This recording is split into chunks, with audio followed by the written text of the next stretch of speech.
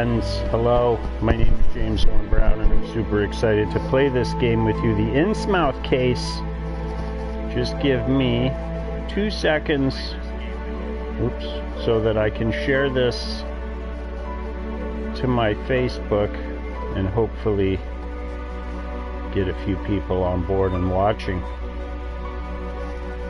Here we go.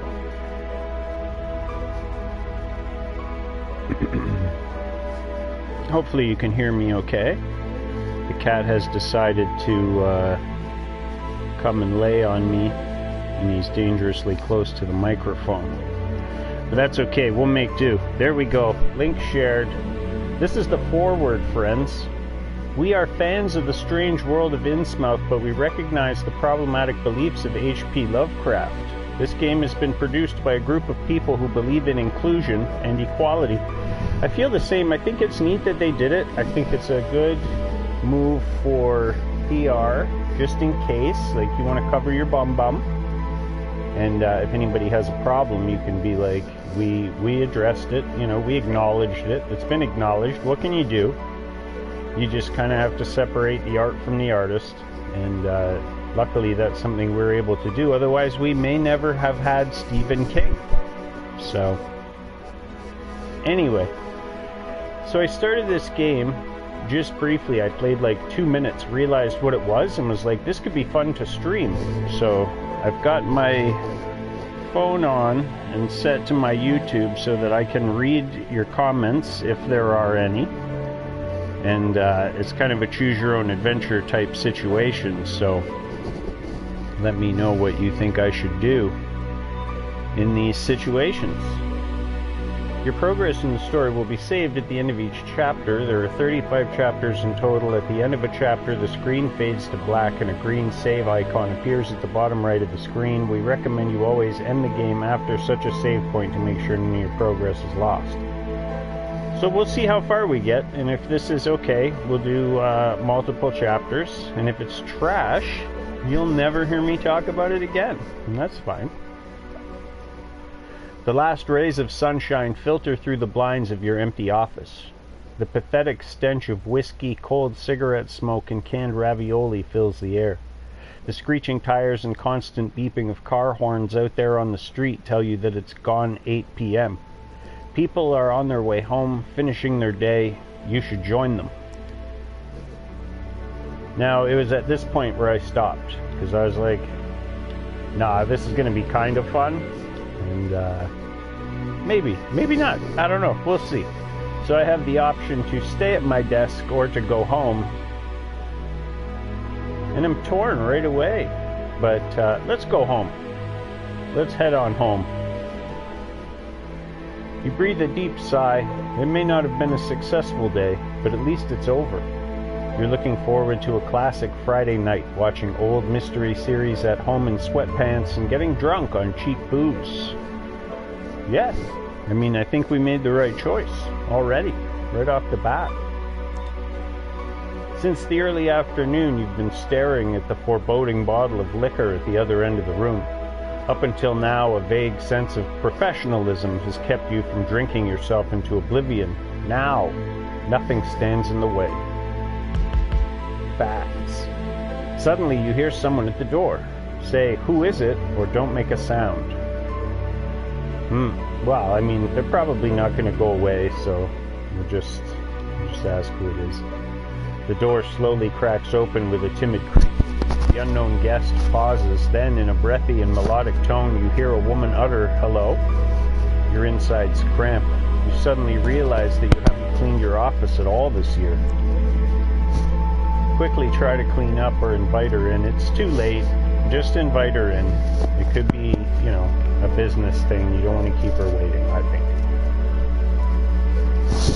My cat is now actively pawing at the microphone. Come on, buddy. By the light of the desk lamp, you now see more than a silhouette. A breathtaking woman lights up your office.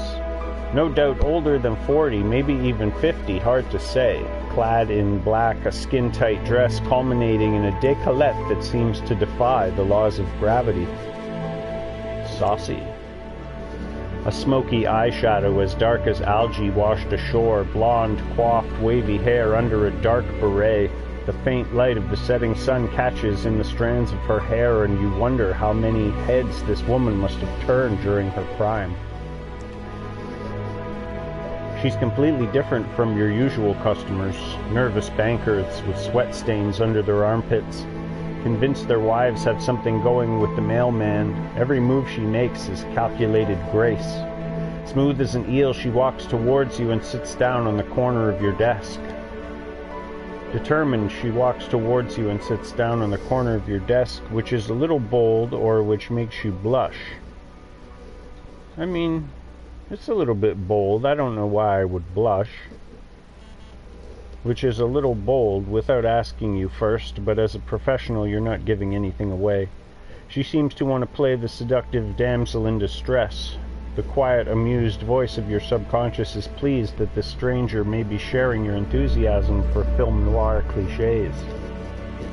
A far louder voice is surprised that this woman seems to think that a sexy pose and revealing clothes would win you over, and both voices agree that they don't like being manipulated. You don't think that the stranger perched on your table is trying to recover from a hard-working day as a lingerie model, and therefore you see no logical reason for her behavior. When she begins to speak, her voice is smoky and full of promise. My name is Dahlia Marsh. I'm looking for a private investigator. I was told you are one of the best. She extends her hand. Kiss her hand? You've come to the right place, lady, or decline. I'm not kissing her hand, that's for sure, and I shouldn't decline because that's rude, so hopefully this is like a firm handshake. I'm trying to maintain professionalism here. I'm trying to run a business. You've come to the right place, lady. What can I do for you? You sit back in your chair and fold your hands over your stomach. The woman seems a little irritated that her provocative behavior seems to have had no effect on you. She moves from the edge of the desk and sits down on the chair opposite you.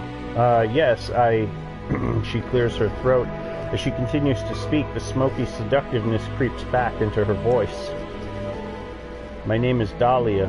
I need help. Ask for more details or decline. Just decline? Just, nah, I don't think so, lady. I'll ask for the details. It's about my daughter Tabitha. She's disappeared. You're pulling out paper and a pencil. This is going to be a walk in the park. A walk in the kidnapped kids' park. Well, when did you last see her, and where? The woman puts on a fake smile. We live in Innsmouth. It's a small port town north of Arkham. You frown. This is a bit vague. What was your child doing when you last saw her? What hobbies does she have? Oh, you know, kids stuff. They just run around and play with their yo-yos, that sort of thing. Dahlia nervously combs her hands through her hair. Does your daughter have any friends? Yo-yos? What about her father? What does your daughter look like? Maybe what about the father? I feel like that'd be the next logical question. The yo-yos is funny, though. Yo-yos? I'm not sure what year this is supposed to be. What about her father? What about Tabitha's father? Are you separated? Often children reappear with family members. Dahlia smiles sadly. My little one can't swim well enough for that yet. Your pen remains on the same spot on the notepad. What was that supposed to mean? Dahlia is about to continue. Let her talk or dig deeper. I will let her talk. Dahlia turns her gaze away from you and looks dreamily, longingly, out of the window. Her father was a fisherman, like most in the village. A few years ago he went out to sea but never returned. His boat was washed ashore weeks later. His colleagues told me that he had finally followed the call of the waves. We keep quiet for a moment. Deceased family members are always a sensitive subject. My sincere condolences. She seems calm. Oh, somehow I always knew that moment would come. I think my husband is in a better place now, and at some point I'll join him. You take a closer look at Dahlia's outfit. Judging by her behavior and clothes, you never would have taken her to be a fisherman's wife. You inquire about more details of the case or Dahlia's financial situation? I mean, I am running a business. I do want to make sure she can pay, but I think I'll get more details first. Dahlia nervously combs her hands through her hair. Does your daughter have any friends? Yo-yos? What does your daughter look like? So let's go with yo-yos now. Hold on, yo-yos? Ring, ring. Can you hear that? It's the 90s calling, and they want their outdated toys back. So maybe this is present day? So yeah, kids aren't... I don't know, maybe. Dahlia blushes. Normally you would find this quite attractive, but the case of a missing girl beckons and you're utterly unconvinced by the way this woman pretends to be a mother. She remains silent. Confront her and let the matter rest. I don't know. Like, something's off about that, and I'd like to get to the... I'm confronting her. Something's fishy here. You have a nose for this sort of thing. That's why you became a private investigator. Or to be more precise, that's why you took an online detective course for that. For a one-off fee provided the necessary qualification. Hold on.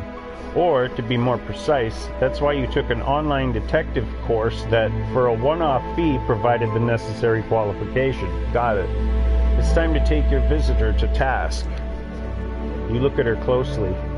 Why did you come to me? Has your daughter really disappeared? She'll just say I heard you were the best, so let's go with has she really disappeared? Has your daughter really disappeared? You simply can't help questioning her further. Her story simply doesn't wash, although it's exactly what your instructor warned you about. You're sticking to your principles. Dahlia's mouth becomes even more pinched, something you didn't think possible. I resent this insolence. Of course she's disappeared. What do you take me for?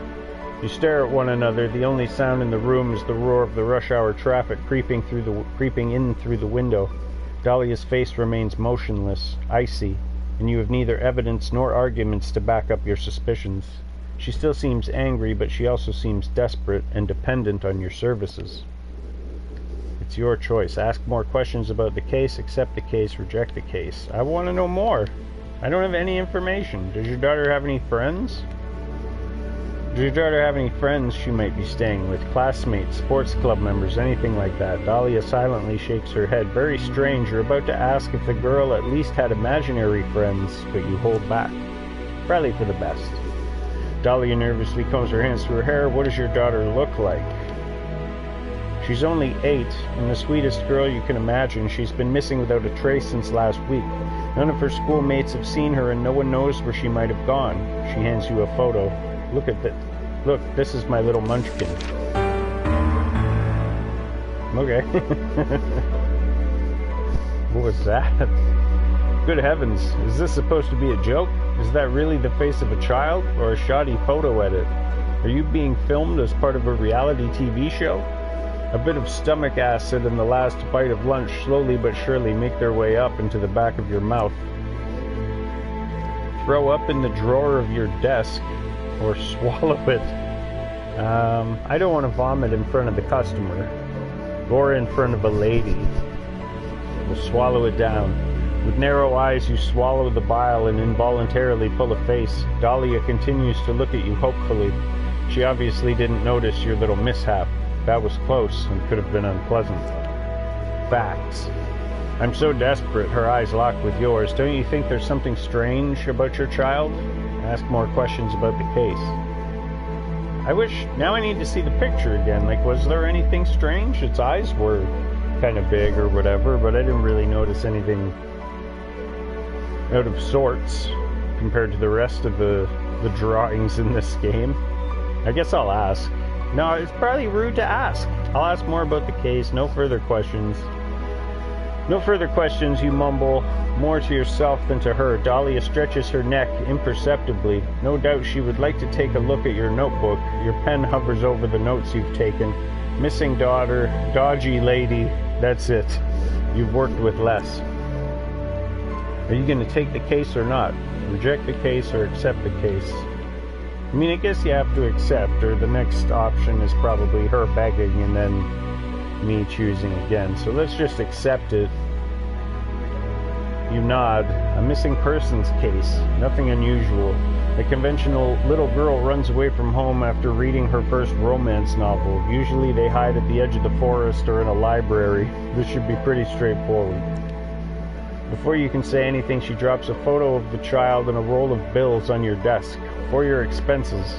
You nod slowly, trying not to drool down the front of your shirt. You haven't seen this much money in ages. You don't have much time to prepare. A quick search reveals that only one bus goes to Innsmouth and only once a day. A pattern emerges in your research. A few news items related to this little coastal town are all about missing persons.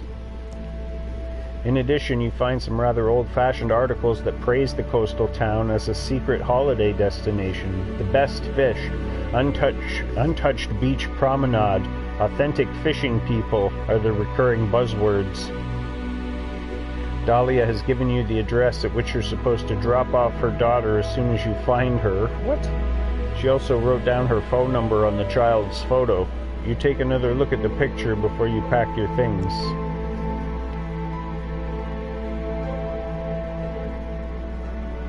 The next morning you travel by bus or by hitchhiking. Well, it seems like she paid us a lot of money, so we're not going to hitchhike. We'll take the bus.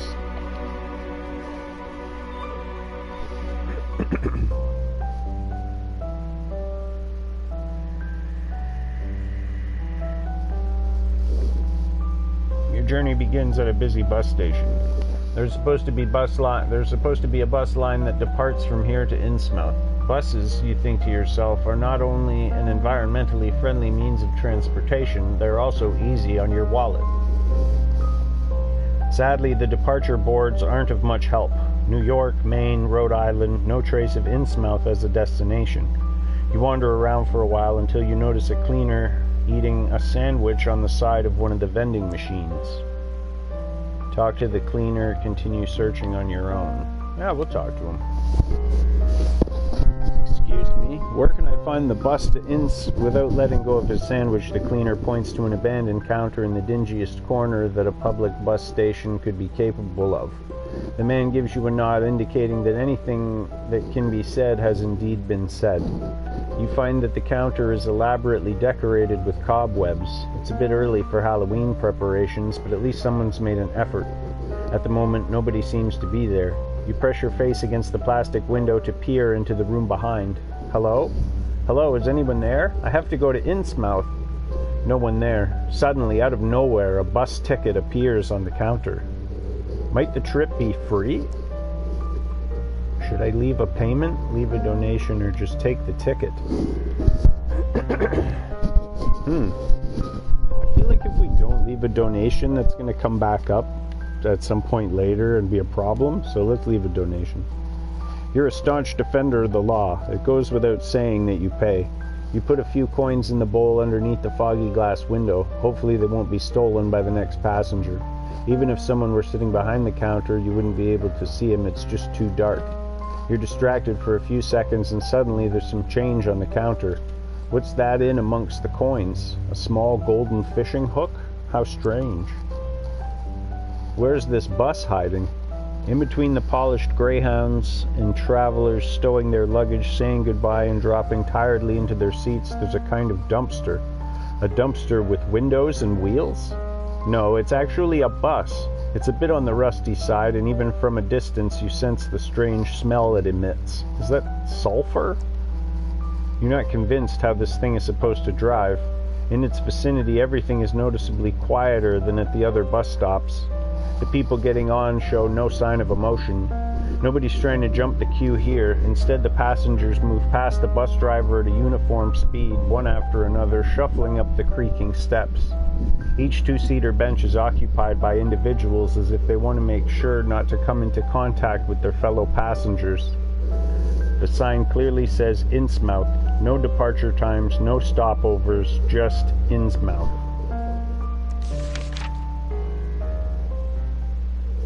Undecided, you're standing on the stairs of the bus. Talk to the driver, show your ticket, sneak past in silence. I don't know. I mean, I guess we could talk to the driver, but you don't want to be that guy. Like, maybe do we just keep it moving? Am I, like, do I have to sneak past? Or, like, am I suspicious while I sneak past? Or do I just, like, go about my business? I guess I'll show my ticket. Maybe that's the happy medium. I'll show the ticket. You hand the driver the ticket, no reaction. At least you can't make out a reaction. The lighting is poor and the shadow of his dusty driver's cap covers almost his entire face. You notice something strange on his neck, but you can't quite make out what it might be. You're standing in the door waiting for an okay, a nod, anything. The sulfur odor has increased. A queue has formed behind you, but no one is pushing or complaining.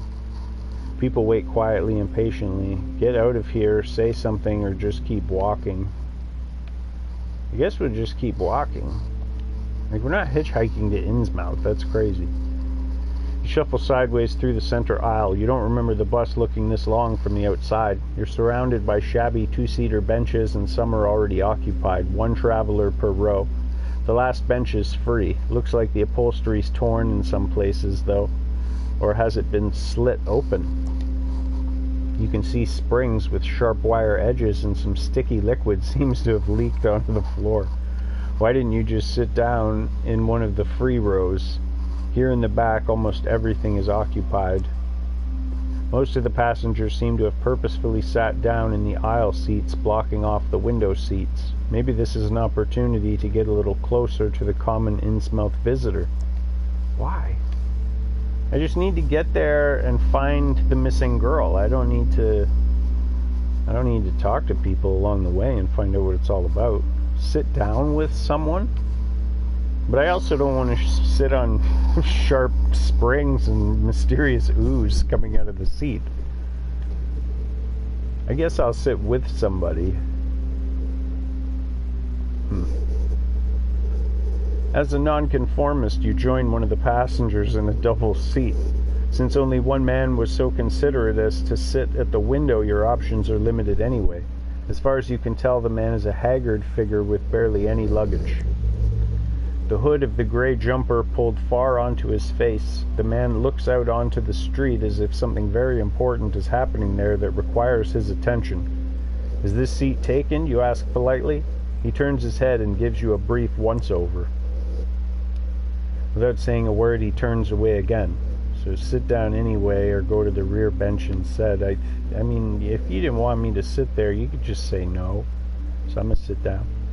Alright, that wasn't a no either. You sit down and regret it instantly. The smell of sulfur is now overpowered by something else. Something that smells like it's been in the sun for too long. You're trying to catch a glimpse of what's under that hoodie. Does this person have genetic defect? Is he malnourished? You're not sure exactly where the problem might be, but you're trying to stay professional. You awkwardly stare at the headrest of the person in front of you, talk to the stranger next to you, or sit in awkward silence. He obviously isn't interested in talking, so we'll do awkward silence.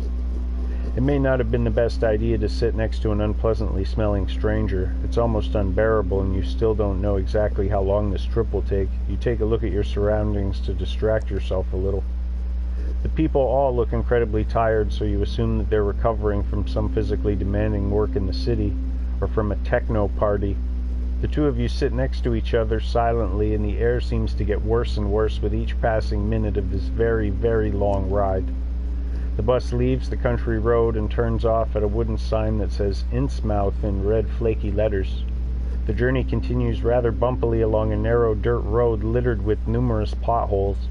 In the distance, some houses are already visible, seagulls circling the roofs of the outermost edge of the city. Slowly, all passengers take their bags out from under the seats and get ready. Curious, you look through the front window or the side window. Let's go with the front window. You lean into the aisle and look past the bus driver to the path that still lies ahead of you. The bus rumbles along the street past the first old houses. The road you turn into is narrow and bumpy. If we were met by oncoming traffic or even just a cyclist, what would the bus driver do, you think? Your group seems to be lucky. No other travelers far and wide. You look around, and it is all rather unexpectedly idyllic. The dog has brought his bone now over and is chewing it in my lap, so I will do my best to keep the microphone in place. The front door of the bus opens with a squeak, and you join the monotonous line of locals stepping out of the bus as if in a daze. Almost walking in step, you all get closer to the exit. As you walk down the steps, you have to protect your eyes from the sunlight. Turns out the windows to the bus were tinted. The other passengers shuffle off.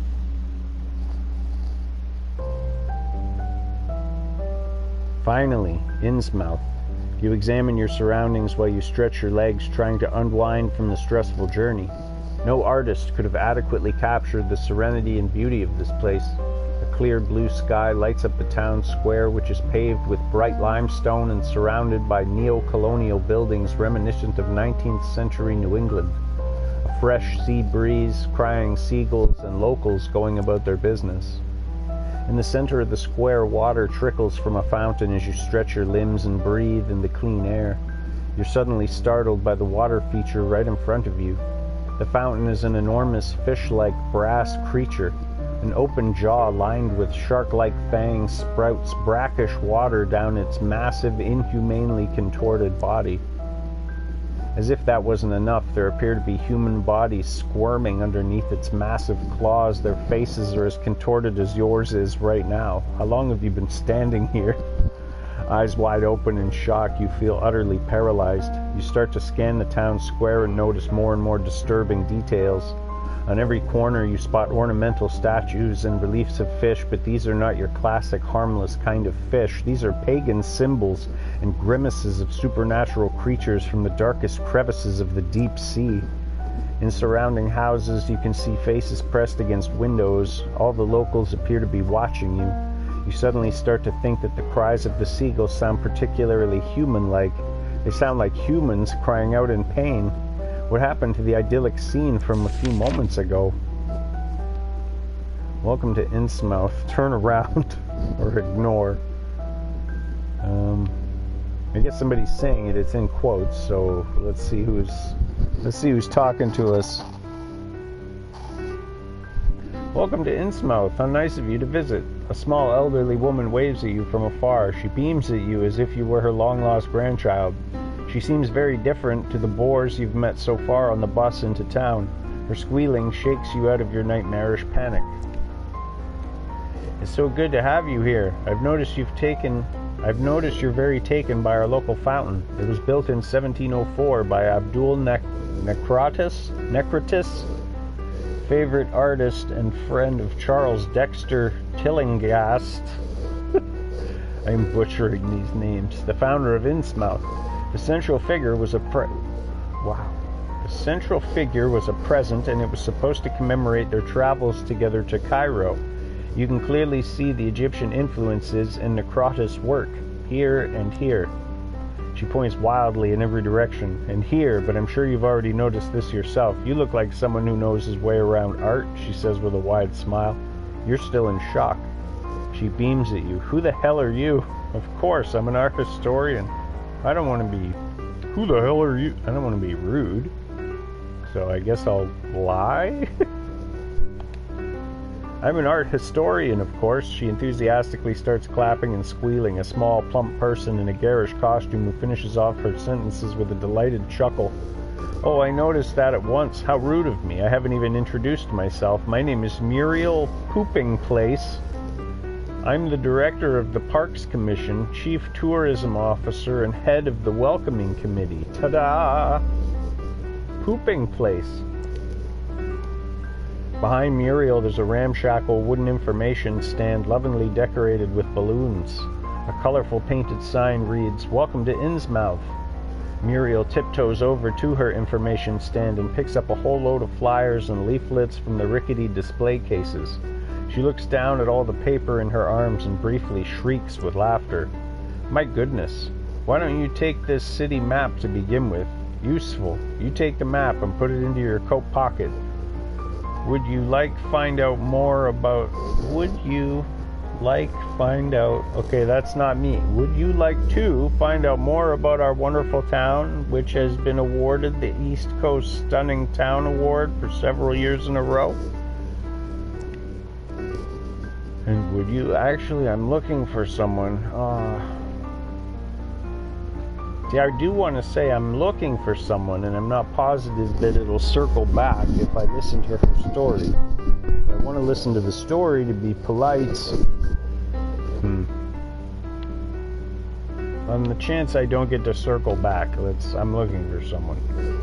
Here I am, the small plump woman starts giggling. Innsmouth welcomes you warmly. So you're looking for someone? It's not that uncommon for two lonely hearts to find one another in this romantic place. Muriel winks at you. Oh, hello, Muriel. Or mention the missing girl. I will mention the missing girl. You see, I'm looking for this girl. It's always about a girl, isn't it? Tabitha Marsh, 8 years old. Her mother asked me to take on the case. You take out the photo of Muriel, and you take out the photo, and Muriel immediately rips it out of your hand. Oh, what a cutie! But I'm sorry to say I've not heard anything about missing girls. How awful! This sort of thing doesn't happen in Innsmouth. Perhaps you can have a look around at the beach or on the playground. There are a lot of kids around here. I'm sure that's where the little one will be. With an unnaturally wide grin, she hands you back the photo, turns around quickly, and makes her way over to accost another tourist family. You head further into town along the cobbled road in the direction of the coast. Not long ago the sun was bright in the sky, but already the first wafts of mist are creeping into the streets. The air feels thicker and the sun can no longer penetrate the fog. Time to think about where you want to go. You slow down, you lean your briefcase against a wall and start pacing up and down the quiet hallways. You've got an important choice to make right now. The city center is in the north. Even from afar you can see the outlines of the old and ornately decorated buildings in the main town square. Here you should find the police station, the main shopping street, and of course the town hall. As a coastal town, Innsmouth also has a harbor. From your research, you found that this is a bustling area with a dreamy beach. You expect there to be mostly tourists. According to your research, the only hotel in town, the Gilman Hotel, is located in the old town. You think about checking in. You could do with freshening up and getting rid of all that bus smell that is still clinging to your clothes. Just as you're about to set off, your heart leaps into your throat. You've forgotten your briefcase. This has never happened to you. You usually take good care of the little you possess. Nothing you can do about this now. You'll have to wait until your return journey to find out whether someone has handed it in at the Lost and Found. Still, you could swear that the briefcase was already gone when you got off the bus. I don't know here.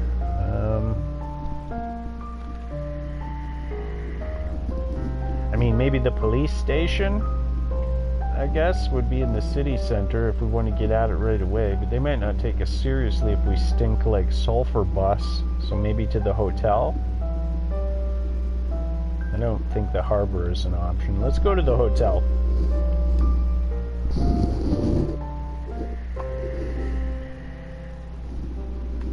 You recognized its roof from afar, and after a long walk it is now before you in full splendor, the Gilman Hotel.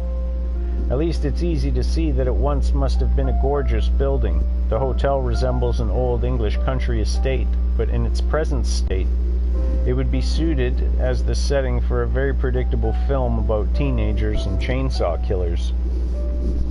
Wild and withered ivy has a firm grip on the walls and obscures the details of the richly decorated facade. A gallery of gargoyles melted into unreal shapes by acid rain and acidic pigeon droppings line the roof. The many window panes have been neglected for years. Only in a few places has a small area been wiped clean in order to see outside. There are 2 cars in the parking lot, a vintage car with large rough spots and a large gray van. The kind of van you're always warned about as a child. Inspect the cars, walk around the hotel, go towards the main entrance. I mean, I guess we could walk around the hotel. I don't really want to inspect the cars. That's not my business. We'll take a walk around the hotel. You decide to go for a little walk around the estate. Your initial impression of neglect and decay is confirmed on the other side of the hotel. You pass a small garden, which once must have been very beautiful.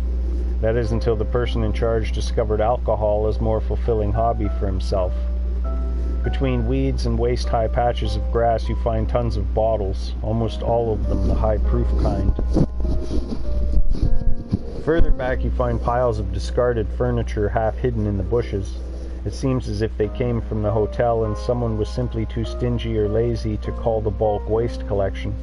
The furniture seems to have been lying here for some time, and rain has made the wood wet and moldy. The chairs and tables are smashed, and the mattress is tattered and full of rusty brown stains. Without a doubt, wine, tomato juice, paint.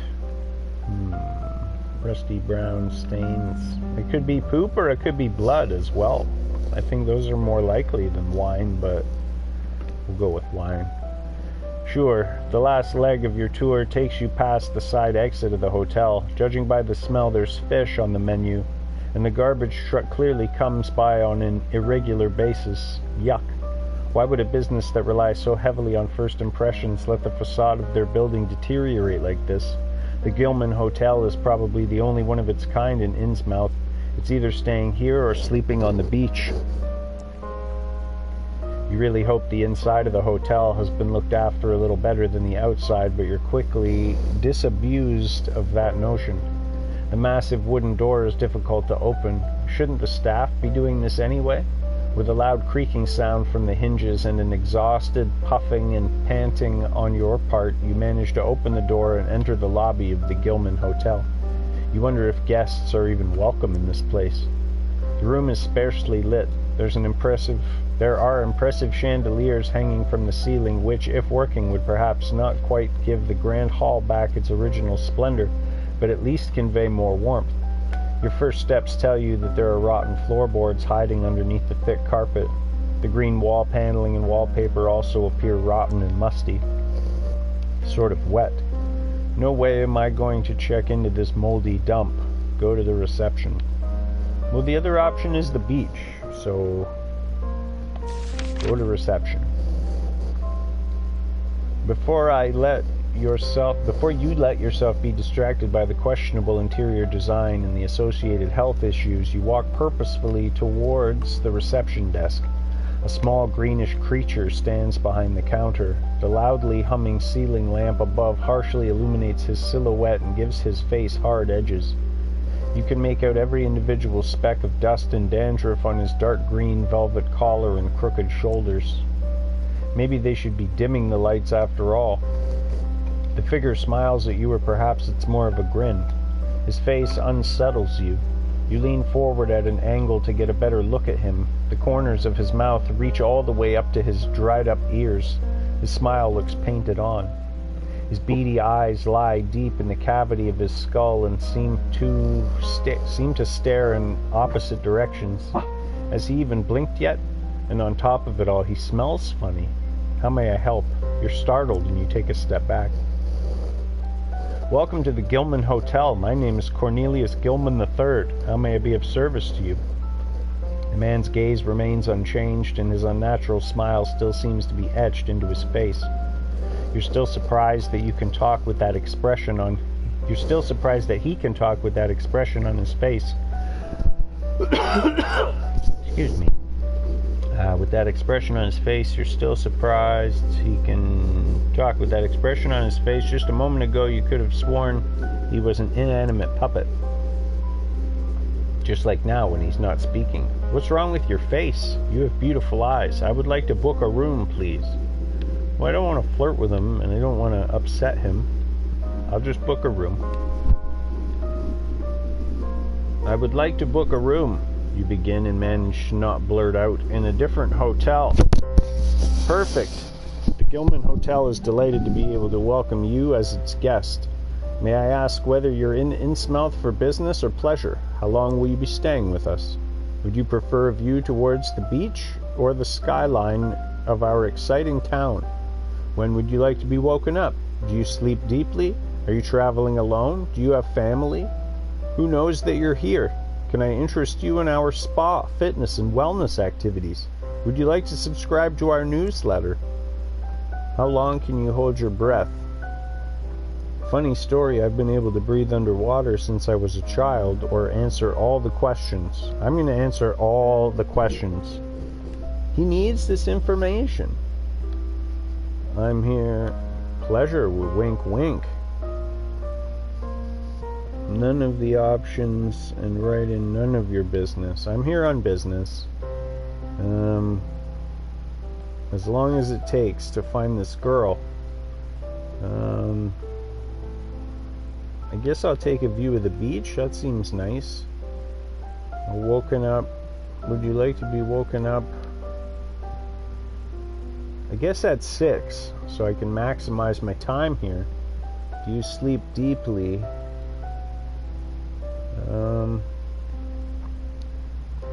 I can't be woken up that easily.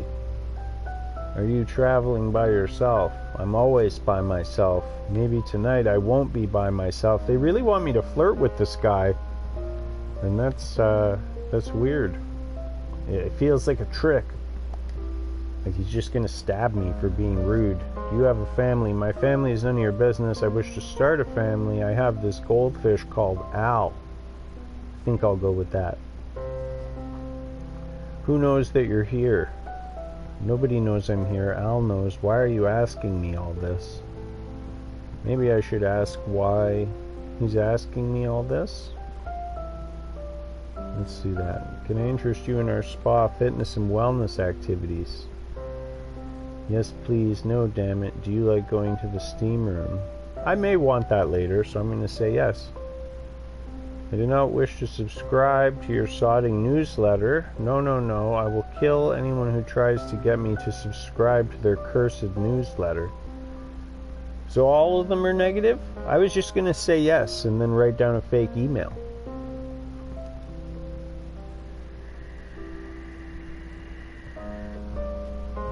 Guess I'll just say no. How long can you hold your breath?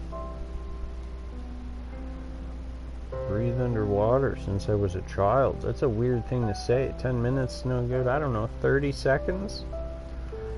Are we done now? Can I go to my room? The concierge's expression did not change a tiny bit for the duration of your conversation, let alone did he blink. Thank you very much. That was all I needed to know. Now all you need to do is sign here. He tilts his strangely shaped head over the guest register. Impatiently you sign with J. Doe, Noob Slayer, or your real name. I'll use my real name. I'm trying to do things by the book here, like a person, and not be a jackass or a flirt. Sadly, we're all booked up this season. There's only one spare room. Here is your key for room 666. Enjoy your stay. You look at the key, which has magically appeared on the counter. Then your eyes slowly wander past the men to the wall where countless other keys are hanging. Continue your search for Tabitha. Go to your room or book wellness sessions. I kind of want to book the wellness session. Maybe I don't have to take it now, but I want to book it for tomorrow before it fills up. Let's do it. This wellness offer. Caligula. The concierge offers helpfully. Naturally, today must be your lucky day. Today's program starts in. He lifts his arms without actually looking at the gold watch on this wrist. 5 minutes. Would you like to reserve a spot? Reserve. You take a moment to turn on your own axis and let the fundamental emptiness of the hotel sink in. Definitely. Fabulous. I will arrange everything. The tour bus is already outside in the parking lot. Our wellness specialist Ezekiel is waiting for you. Wow. Sign me up. You know, on second thought, never mind. I'm going to roll with it. Let's do it. Friends, if you're enjoying the content or you like this kind of thing, let me know. Leave me a comment. Maybe I can find more games like this. Do you know more games like this? Maybe subscribe to the channel if you have yet to do so. I appreciate it. The concierge was right. In the parking lot there was a rusty little bus that could hold up to 30 people. In irregular intervals the bus coughs out puffs of black smoke. From a distance it looks as if the car is only held together by dirt and rust. You assume that at some point this bus did have a color.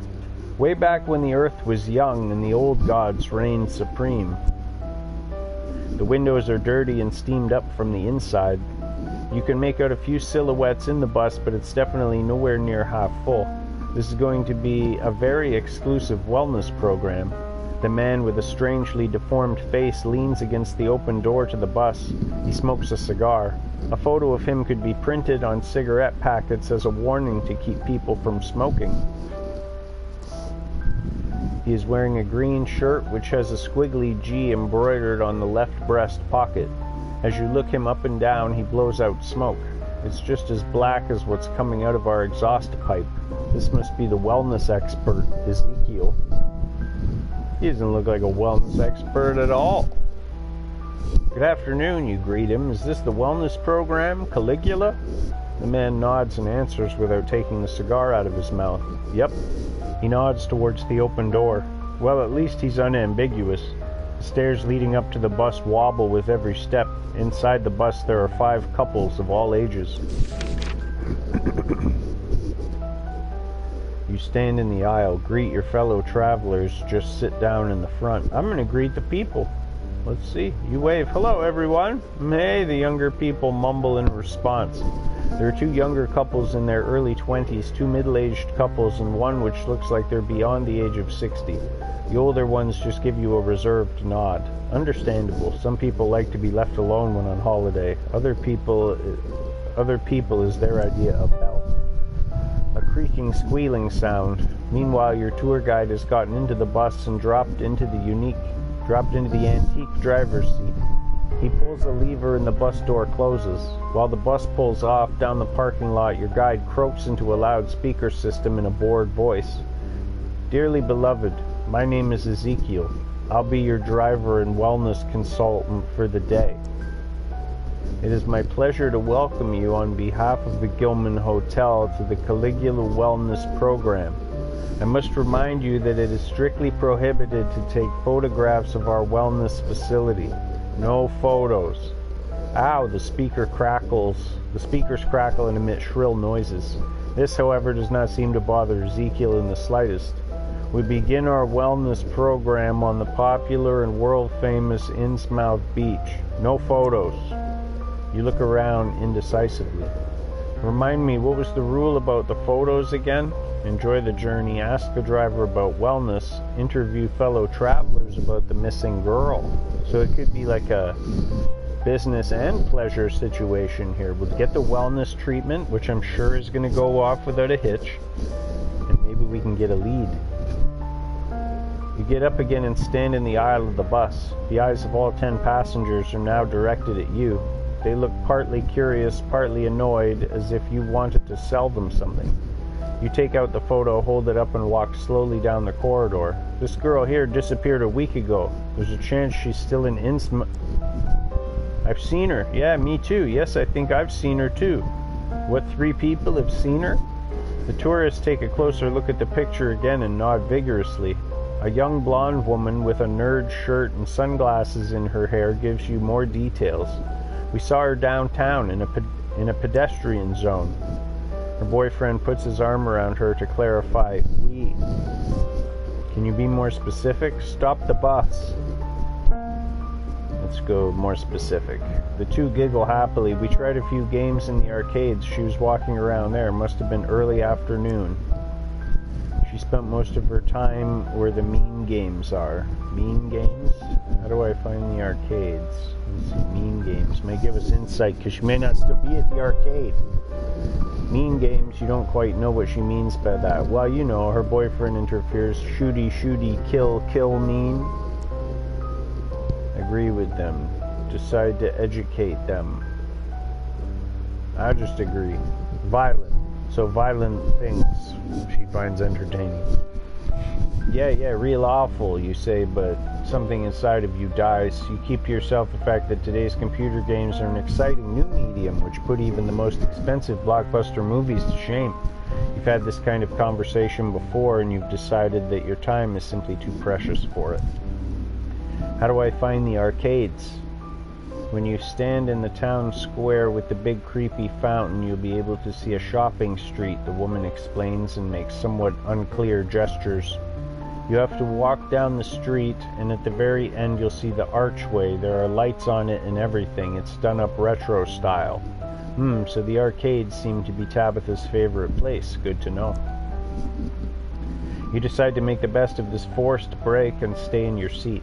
Outside, sad old buildings pass you by, then a cemetery and a repetitive chain of small fishing tackle shops, markets and houses with drawn curtains. On your left, you see houses. It sounds through the PA system. On your right, you can see more houses. For a few minutes, the bus drives through some narrow, winding alleys. Increasingly, the simple houses give way to bigger warehouses. The distant cries of seagulls suggest that you are approaching the harbor. The bus finally turns onto a road that runs parallel to the quay wall.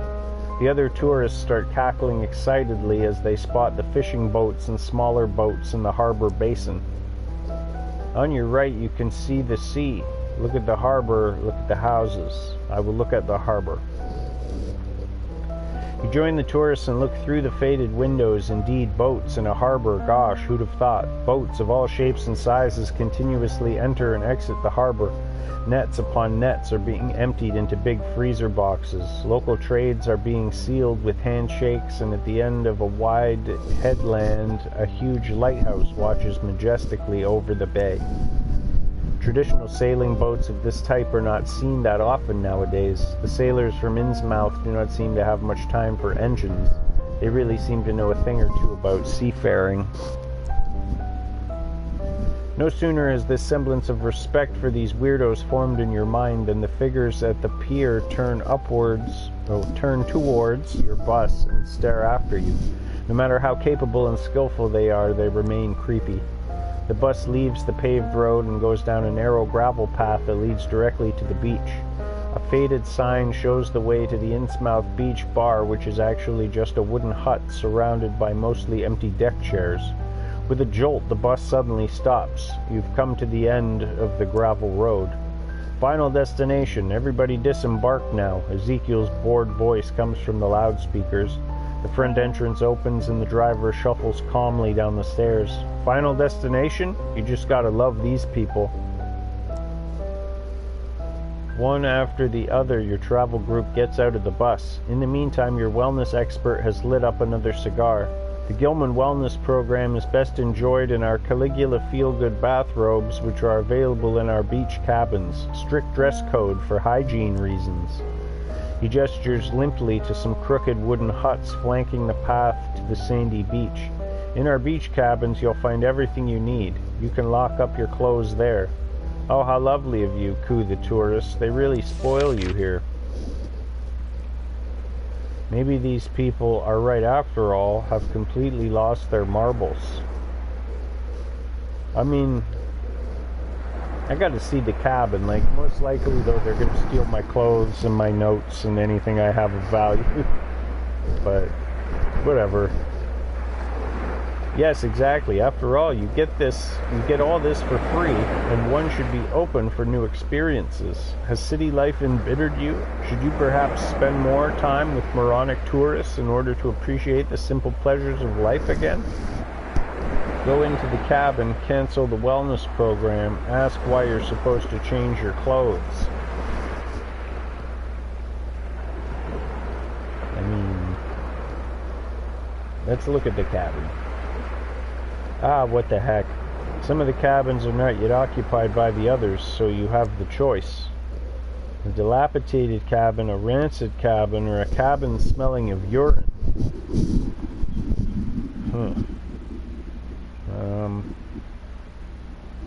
I guess dilapidated, at least it won't stink.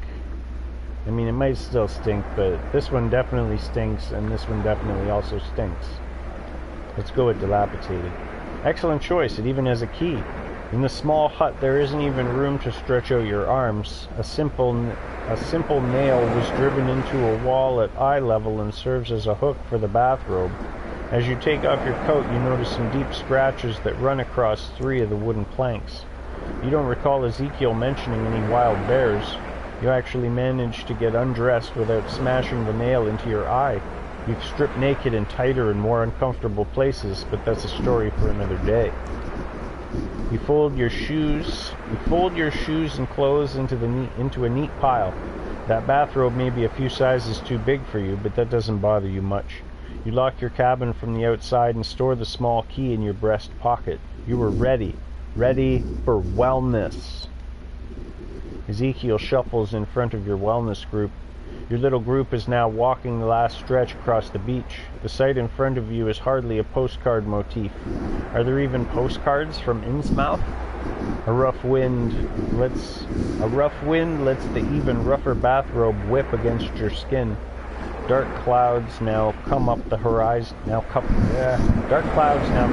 the horizon. You notice how all the colors of the sea, the beach, and the people seem to be swallowed up by the strange light conditions here. You hold your hand up in front of your face. Your skin looks gray and matte, but you still feel relaxed. The murmur of the sea invigorates you. You feel a deep longing rising within you, a serene sense of inner peace and freedom. A monotonous beat. The sound seems to come directly from the beach bar a few hundred yards off in the distance, which appears to be surrounded by about a dozen people. Given the changing weather, it's perhaps no surprise. What else is one supposed to do on this beach apart from drinking cheap cocktails and dancing to bad music? Further away, untouched by tourism, wellness, and scratchy bathrobes, you can make out the lighthouse of the harbor. Ezekiel leads you directly to the shore. Strange, how is this supposed to work? You had expected small pavilions where you would be massaged and pampered after a short dip in the sea. But apart from the bar a few hundred yards away, there's nothing to be seen far and wide that could suggest wellness, except for the metal frame. A kind of cage that stands in the shallow water. It's just big enough for your group to fit in. Is this the spa you were told about? Ezekiel does walk up to the rickety cage and unlocks its padlock with a tired smile. He opens the gate and points inside. Uh-oh. Voila. Watch how the situation unfolds, or say what the hell. I'll let it play out. You hold back while the other tourists reverently touch the brown metal bars as if the rusty cage was a World Heritage Site. Are you missing something? Phase 1 of our treatment is seawater therapy. Ezekiel makes a lazy gesture towards the tetanus-ridden cage. During a 2-hour session, the participant's body is exposed to healthy sea air. At the same time, regular rinses ensure a firm skin. The effect is particularly positive for participants with neurodermatitis. He looks at the guests. Phase 1 is followed by a deep treatment. If you please, visibly bored to death, Ezekiel points to the open gate of the metal cage. 2 of the younger ladies venture carefully into the shallow water. They gurgle excitedly as their feet dip into the cold, muddy seawater. Your partners follow them, and so does the rest of the group. One after the other, the tourists enter the cage. You are the last to follow them in.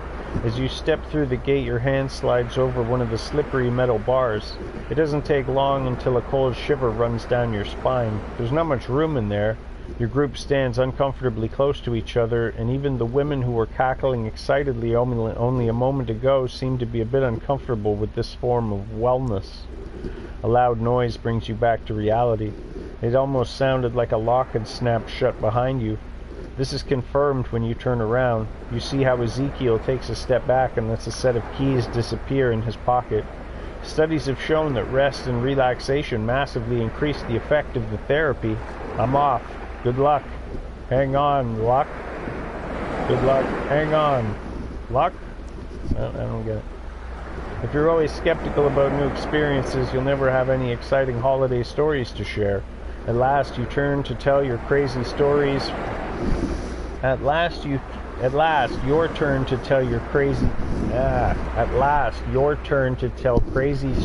from your trips. And it's true, you already feel more invigorated than you have in a long time. The sea air cleanses your lungs, the seawater cleans your toes, the whole sky is now covered by gray clouds.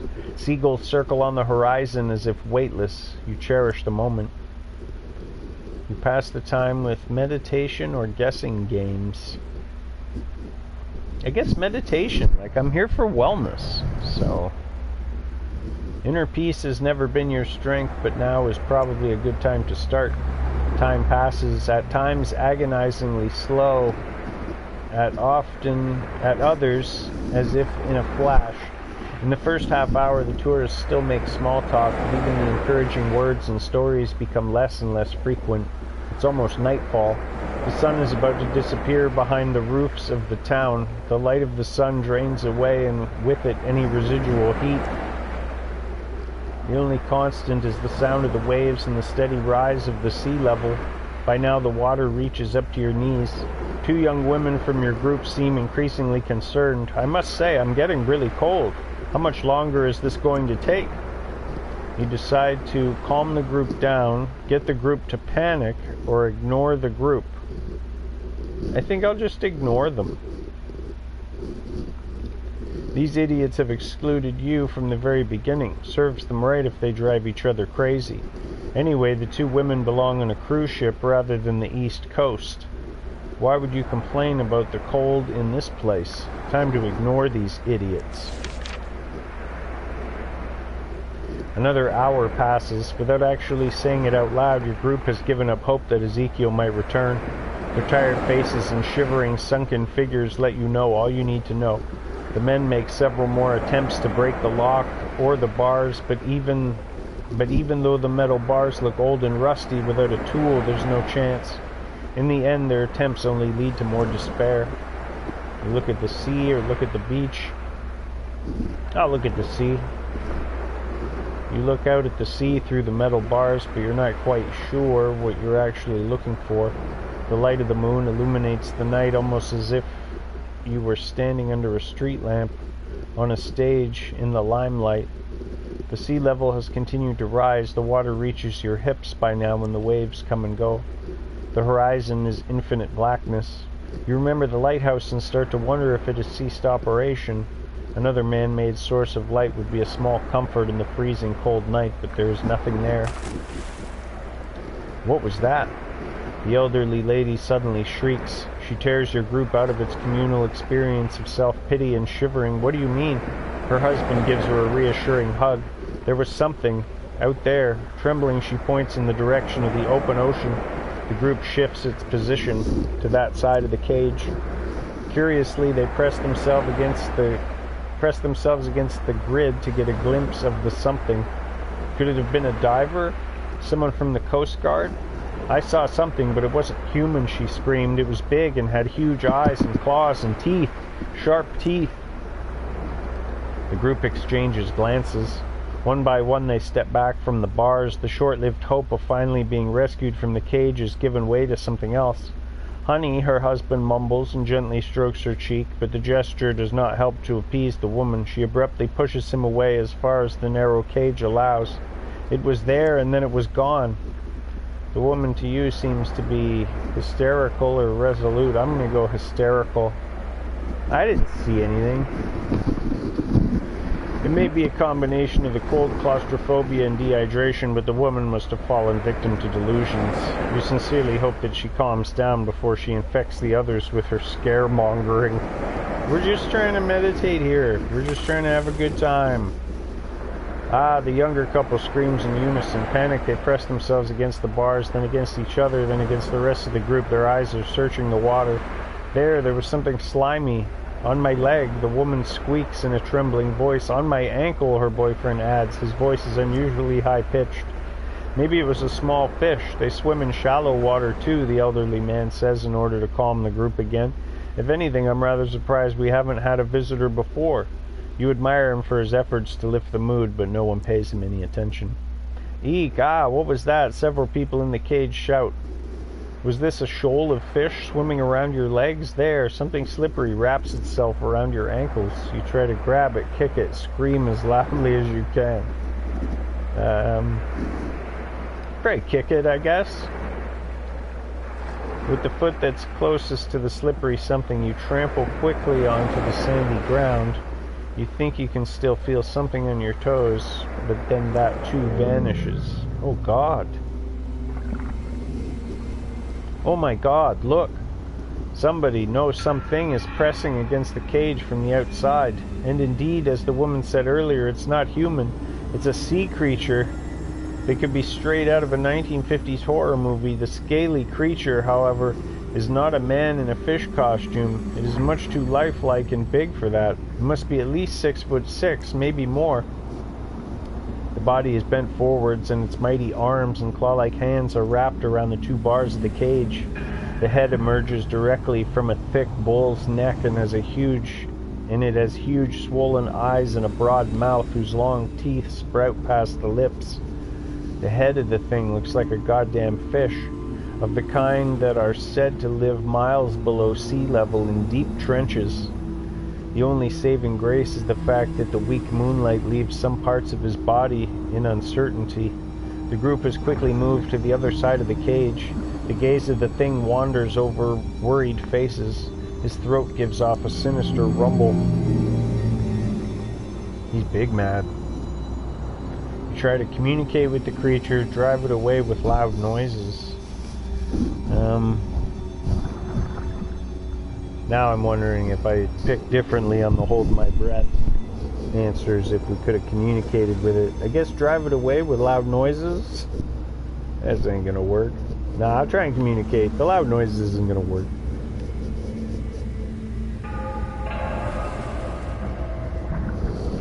The creature is focused on the rest of the group. It looks at the couples that have huddled together anxiously. You clear your throat. The fish creature turns its massive head in your direction. "Do you understand me?"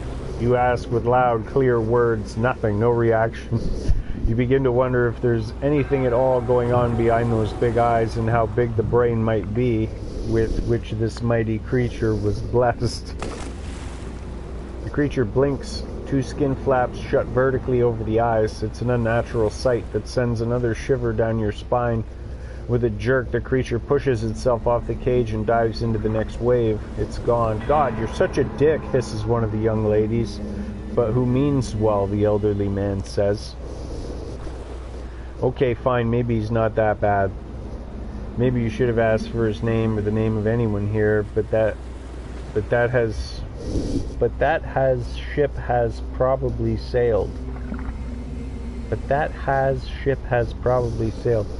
A sound tears you away from those important thoughts. A short, quick splash. "Wendy!" screams one of those who stood in the far corner of the cage.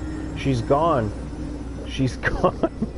You approach the others to get a better idea of what happened. "She was standing next to me, then she simply sank under. Something pulled her into the water." "That's impossible. How would..." The tourist conversation is interrupted. Wendy emerges from the water on the other side of the cage. Irritated, she rubs water from her eyes. She takes a few steps and lets herself be moved forward by a light wave until she notices all of you. She spins around. "What? How did that... what was..." She stops. In her wet bathrobe, she now stands shivering in the water. "Get help. Climb onto the cage. What happened?" Oh, she's probably about to get messed up.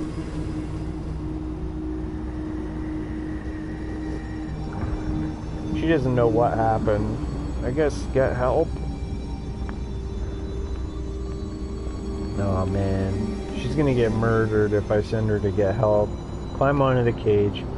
"Climb onto the cage," you shout to her. "This should be the only safe and dry place at the moment." "Good idea," says someone appreciatively. Finally, someone recognizes that you are full of great ideas. Wendy trudges through the water back to the metal scaffolding, and after exchanging a few kisses with her lover, she actually manages to climb up on the cage. Exposed to the rough wind, she sits shivering on the metal bars. Wendy curls into a ball and claws her hands into her wet bathrobe. You can't really see her face through the metal bars, but the young woman seems to be in shock. She just shut down. At least she's safe. A blood-curdling scream tears you back to reality. Then both men and women start screeching. Confused, you try to get an overview of the situation. Your group inside the cage has been decimated by one more person. "Oh God, Alan!" a young man cries. Everyone presses themselves against the metal bars. For a moment, the hope to see the man emerge from the water like Wendy lets them forget the danger they are in. Curious and overwhelmed by the situation, you join in. You look out into the sea. You don't have to wait long. Something slides around your cage just below the water surface. It comes up briefly, but you cannot make out much amid the foamy water. The only thing you do notice is that it's bigger than the creature that paid you a visit earlier. Maybe this time it was a fish? You never thought that one day you'd long for a shark. Ah! Startled, you turn your gaze away from the water outside. A young couple has disappeared right from your midst. The remaining 3 women and 4 men cling together, their faces distorted into grimaces of pure horror. I never thought the wellness trip would go like this.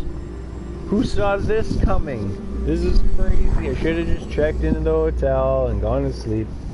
I have a feeling this is one of those games where you can play it again and make the different decisions and it'll go differently, so it may be short. So you go up to them or stay away from them.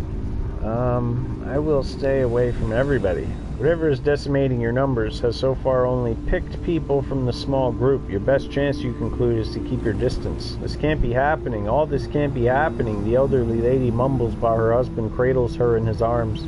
You watch helplessly as another woman is pulled underwater and her boyfriend, who was clinging to her, is dragged down along with her. The dozen people have shrunk by about half. You realize you have to act now. Cling to the metal bars or simply don't move at all. I better cling to the bars so I don't get dragged under.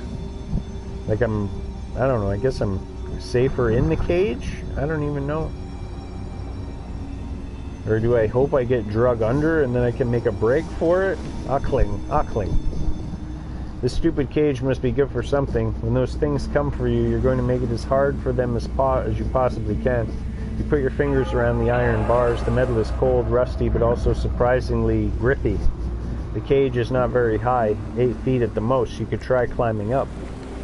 Underneath you, the waves splash against the bars. Stay on the ground, attempt to climb up farther. I think that's best. Like, get our legs out of the water. We can kick that way. Your attempt to lift yourself up and climb the metal bars works out straight away. Your grip is firm and the panic provides you with plenty of adrenaline. Like a monkey, you climb up on the upper bars. Wendy, who's been sitting lethargically on top of the cage the whole time, now comes to again. Her trembling fingers touch yours gently. You can do it. I'll help you. I won't let go of you. The grip of her scratched hands does not exactly give you a stable hold, but it is the mental support that gives you strength. For God's sake, that's disgusting, an elderly lady says from below. Clearly, while hanging from the ceiling, the loose bathrobe reveals more than it conceals. But you're beyond caring right now.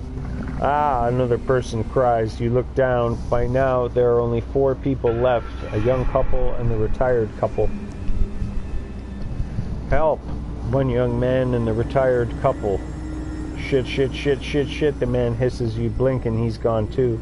Oh, Roy, why did we ever have to come here? Why did we have to come here? The old lady sobs into her husband's shoulder. You know why you're here, to find a missing little girl. It's a mission you've criminally neglected so far, but right now you have other problems. Hey, yes, you. You look down again. The old man pleads with his eyes, his wife clinging to him. She trembles and looks as pale as a ghost. You must help Dorothy. Oh, damn it. A few, no, not without yous later, the old man gives his wife a leg up. The old woman stretches out her hand. Cling to the bars even more, or grab the hand. Man, this is brutal. I guess I gotta help the old lady. Damn it, if you die tonight, at least it's as an honorable person. You manage to grab Dorothy and pull her up a little. With her free hand, she grabs one of the bars covering the top of the cage, but then she simply dangles there like a ripe pear. Well done, dear, that's good. Just another splash interrupts her husband's pep talk. Roy? Suddenly the water splashes up to the ceiling of the cage. Then a sudden jerk tugs at Dorothy, who you are still holding by the hand. My leg, she cries miserably. From the corner of your eye, you can see that a glistening tentacle has wrapped itself around the calves of the old lady, and now it's pulling at her. Let her go or keep holding on to her. Oh, man. I guess I gotta keep holding on. You strengthen your grip around her hand. With a little luck, this thing will let go of her. After all, it seems to mostly act underneath the water's surface. Your eyes meet, her eyes wide open. There is nothing but sheer panic in the old woman's face. Look at those tentacles coming up. That's a nice touch. It's no use. The tentacles pull even harder, and the jerk immediately pulls both of you off the safe metal grid. A hysterical scream is the last thing you hear before you drop into the cold salt water. Am I dead? Are we dead? No. Aw, tentacles pull you into the depths of the sea. Innsmouth waves take me home. Innsmouth waves take me home to the place I belong.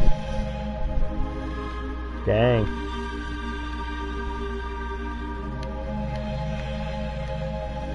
I guess that's it. Load last chapter. Play it differently. I don't know. But it's got potential.